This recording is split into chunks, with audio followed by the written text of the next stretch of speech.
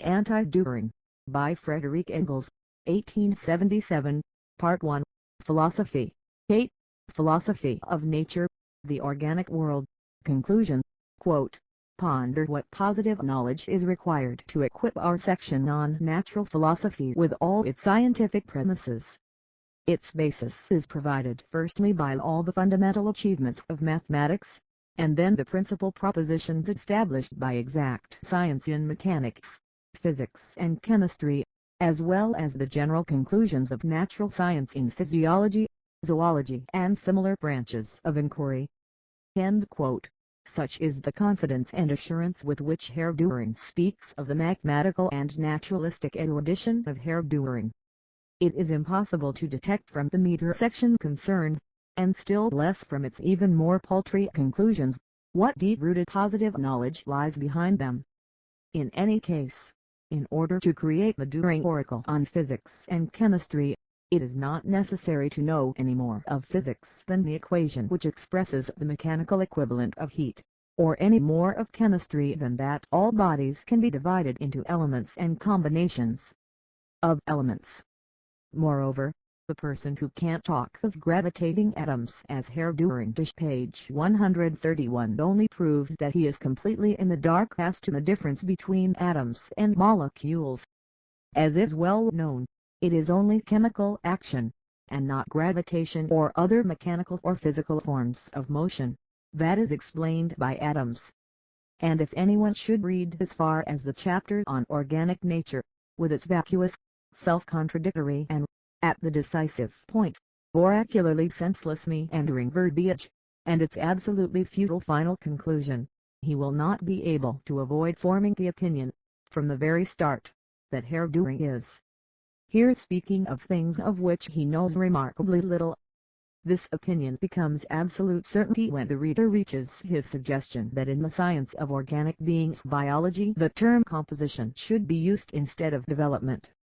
The person who can't put forward such a suggestion shows that he has not the faintest suspicion of the formation of organic bodies. All organic bodies, except the very lowest, consist of cells, small granules of albumin which are only visible when considerably magnified, with a nucleus inside. As a rule the cells also develop an outer membrane and the contents are then more or less fluid. The lowest cellular bodies consist of a single cell. The immense majority of organic beings are multicellular, congruous complexes of many cells which in lower organisms remain of a homogeneous type, but in higher organisms develop more and more varied forms, groupings and functions. In the human body, for example, bones, muscles, nerves, tendons, ligaments, cartilages, skin, in a word, all tissues are either composed of cells or originated from them.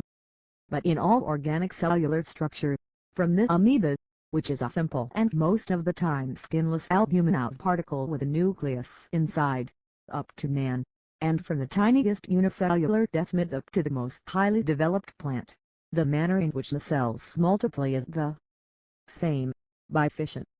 The cell nucleus first becomes constricted in the middle.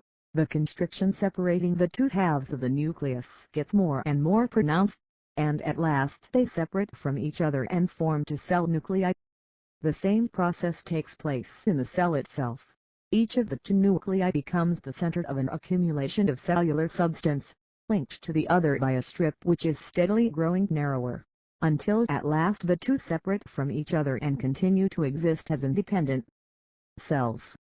Through such repeated cell fission the whole animal is gradually developed in full out of the embryonal vesicle of the animal egg, after it has been fertilized, and the replacement of used-up tissues is effected in the same way in the adult animal.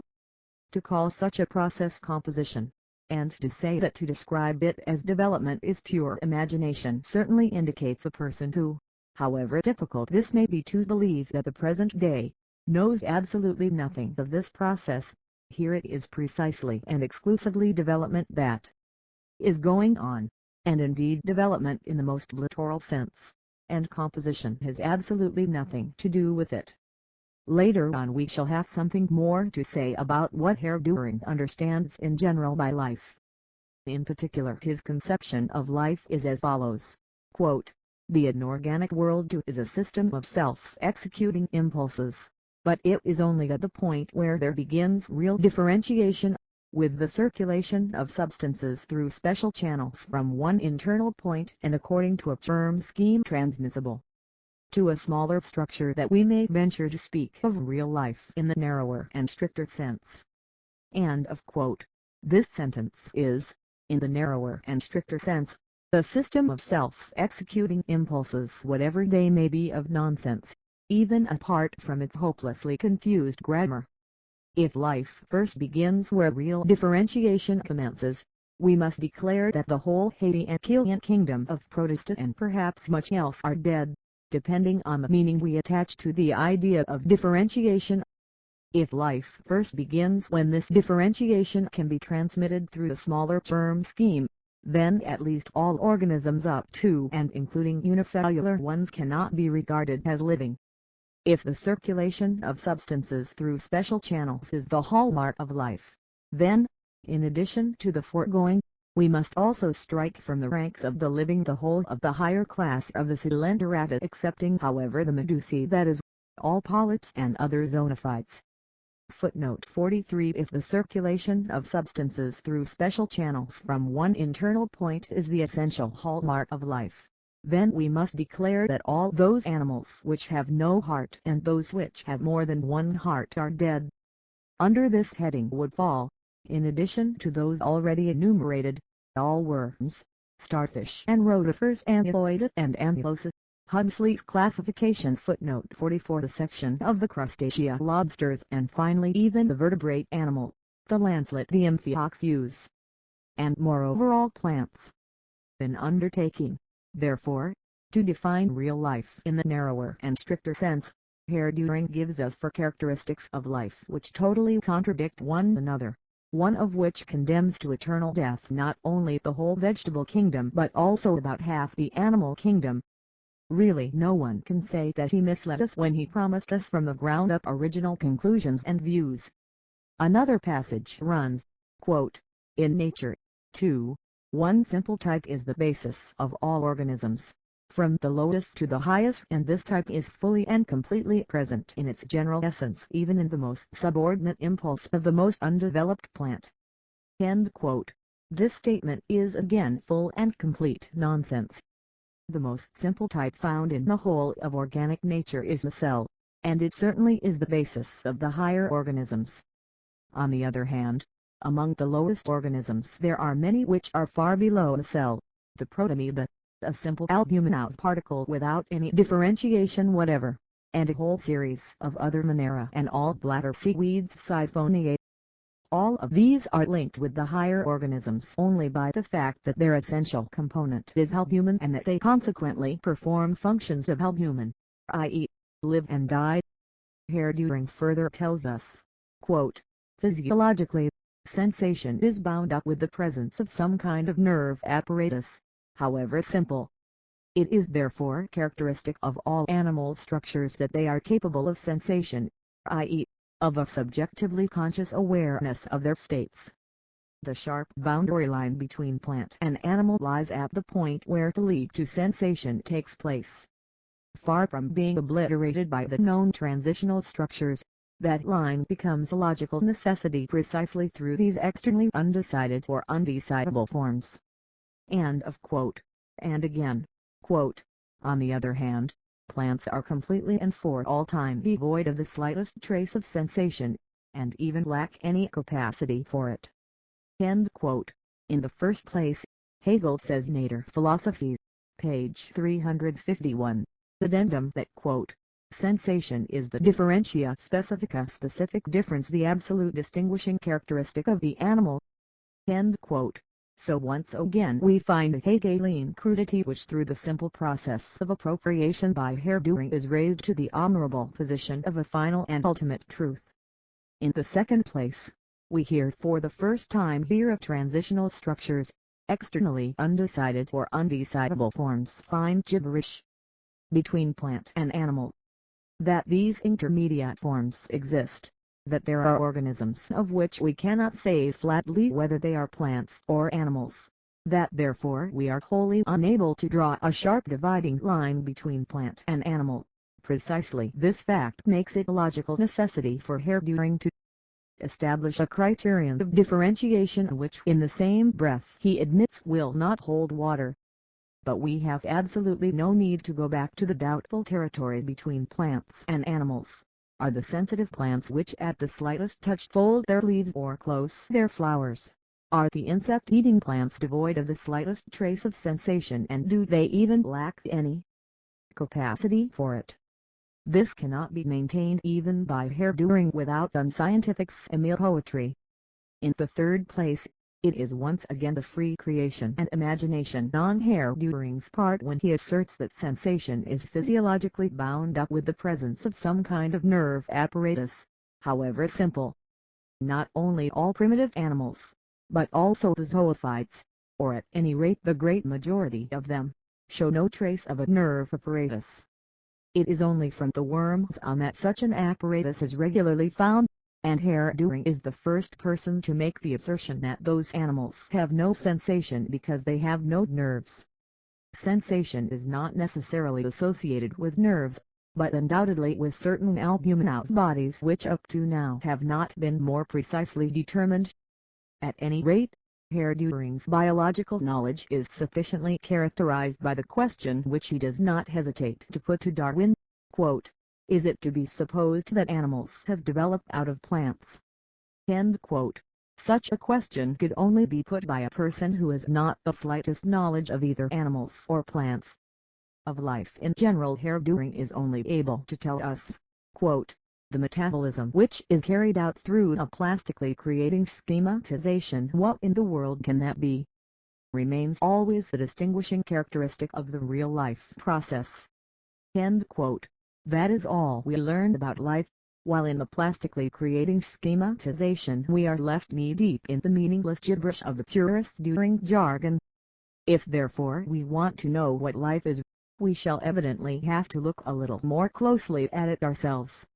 That organic exchange of matter is the most general and most characteristic phenomenon of life has been said times out of number during the last 30 years by physiological chemists and chemical physiologists, and it is here merely translated by Herr Dühring into his own elegant and clear language. But to define life as organic metabolism is to define life as life, for organic exchange of matter or metabolism with plastically creating schematization is in fact a phrase which itself needs explanation through life, explanation through the distinction between the organic and the inorganic, that is, that which lives and that which does not live. This explanation therefore does not get us any further. Exchange of matter as such takes place even without life. There is a whole series of processes in chemistry which, given an adequate supply of raw material, constantly reproduce their own conditions, and do so in such a way that a definite body is the carrier of the process. This is the case in the manufacture of sulfuric acid by the burning of sulfur. In this process sulfur dioxide, so too, is produced, and when steam and nitric acid are added, the sulfur dioxide absorbs hydrogen and oxygen and is converted into sulfuric acid, H2SO4. The nitric acid gives off oxygen and is reduced to nitric oxide. This nitric oxide immediately absorbs new oxygen from the air and is transformed into the higher oxides of nitrogen, but only to transfer this oxygen immediately to sulfur dioxide and to go through the same process again, so that theoretically an infinitely small quantity of nitric acid should suffice to change an unlimited quantity of sulfur dioxide, oxygen and water into sulfuric acid. Exchange of matter also takes place in the passage of fluids through dead organic and even inorganic membranes, as in tuberous artificial cells. Footnote 45. Here to it is clear that we cannot get any further by means of exchange of matter, for the peculiar exchange of matter which is to explain life needs itself to be explained through life. We must therefore try some other way. Life is the mode of existence of albuminous bodies, and this mode of existence essentially consists in the constant self-renewal of the chemical constituents of these bodies.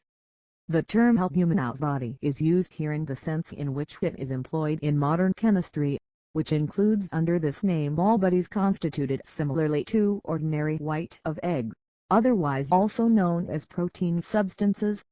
The name is an unhappy one, because ordinary white of egg plays the most lifeless and passive role of all the substances related to it, since, together with the yolk, it is merely food for the developing embryo. But while so little is yet known of the chemical composition of albuminous bodies, this name is better than any other because it is more general. Wherever we find life we find it associated with an albuminous body, and wherever we find an albuminous body not in process of dissolution, there also without exception we find phenomena of life. Undoubtedly, the presence of other chemical combinations is also necessary in a living body in order to induce particular differentiations of these phenomena of life, but they are not requisite for naked life, except in so far as they enter the body as food and are transformed into albumin. The lowest living beings known to us are in fact nothing but simple particles of albumin, and they already exhibit all the essential phenomena of life. But what are these universal phenomena of life which are equally present among all living organisms? Above all, the fact that an albuminous body absorbs other appropriate substances from its environment and assimilates them, while other, older parts of the body disintegrate and are excreted.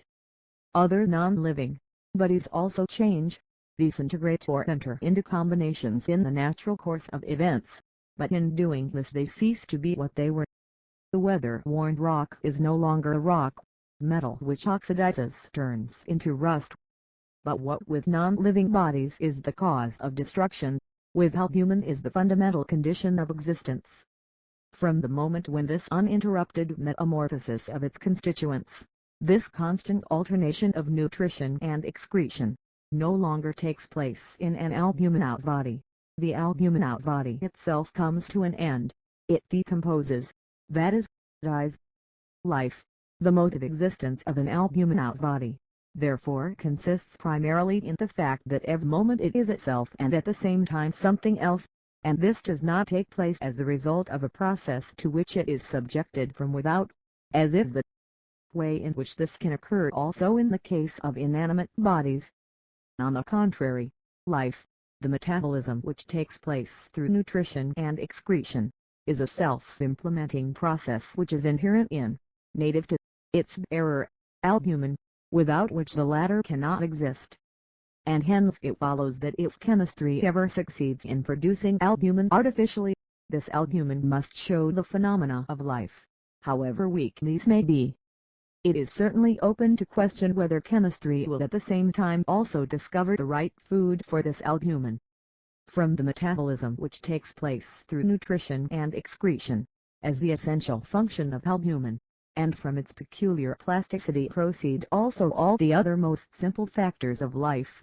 Irritability, which is already included in the mutual interaction between the albumin and its food, contractibility, which is shown, even at a very low stage, in the consumption of food, the possibility of growth, which in the lowest forms includes propagation by fission, internal movement, without which neither the consumption nor the assimilation of food is possible.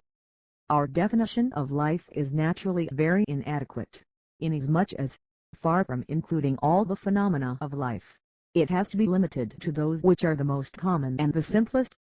From a scientific standpoint all definitions are of little value.